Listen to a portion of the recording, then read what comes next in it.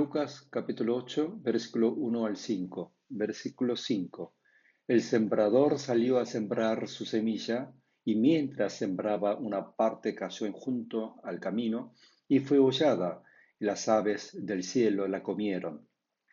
En griego bíblico, exeten ho speiron, tu speirai ton sporon autu, kai en to speirein auton, ho men epesen paraten hodon, kai katepatece kai ta peteina tu uranu katefagen auto. En el versículo 5 observamos tres palabras. La primera con el código Strong 4687, speiron. El verbo original es speiro. Es un verbo participio presente, voz activa, nominativo masculino singular. Significa el que está sembrando continuamente en forma activa, con voluntad, su semilla. La segunda palabra con el código Strong 846, autu. Es un pronombre personal, masculino singular, genitivo, significa semilla de él, del sembrador. La tercera con el código Strong 4098, epesen, es un verbo del original de pipto, es un verbo indicativo, auristo activa, tercera singular, significa cayó junto al camino. Luego Jesús junto a sus discípulos iba por todas las ciudades y aldeas a predicar y anunciar el Evangelio del reino de Dios.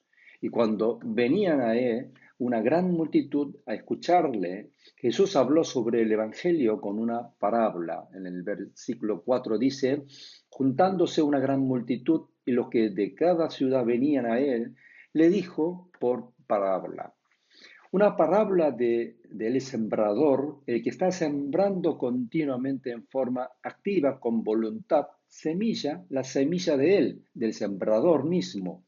En el versículo 5 dice, el sembrador salió a sembrar su semilla y mientras sembraba, una parte cayó junto al camino y fue hollada y las aves del cielo la comieron. El sembrador es el que está hablando siempre su palabra, la palabra de Dios, el evangelio de él y sobre su reino, el reino de Dios. En el versículo 11 dice, esta es pues la parábola, la semilla es la palabra de Dios. Desde el lado del sembrador es el mismo de siempre y la semilla es la misma de siempre. Lo que cambia es el receptor de la semilla. Sabemos que lo que es claro en la intención del sembrador es tirar la semilla y sembrar en buena tierra para llevar frutos y no en otros lugares. Pero a veces se cae en otros lugares como junto al camino. Pero enseguida será hollada y será comida por las aves del cielo. Y de esto Jesús explicó diciendo que, aunque hayan oído la palabra de Dios, el Evangelio, luego viene el diablo y quita de su corazón la palabra para que no la crea y no se salve. En el versículo 12 dice, y los que de junto al camino son los que oyen, y luego viene el diablo y quita de su corazón la palabra para que no crean y se salven.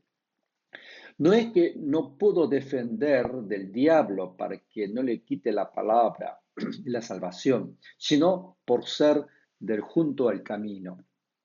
Porque sin ninguna duda Jesús vino a sembrar su semilla en buena tierra para llevar frutos. No es que nosotros hemos decidido a recibir la semilla, escuchar la palabra de Dios, el Evangelio, para que sea sembrado en nosotros y llevemos frutos, sino como fuimos elegidos como buena tierra. La semilla, la palabra de Dios, el Evangelio fuese sembrado en nosotros para que seamos salvos.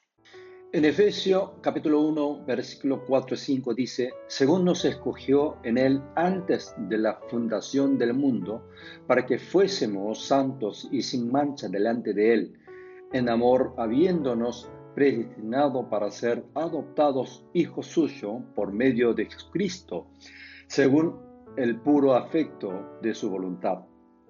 Pudimos recibir la semilla de Dios, escuchar la palabra de Él, la única verdadera palabra, el único evangelio.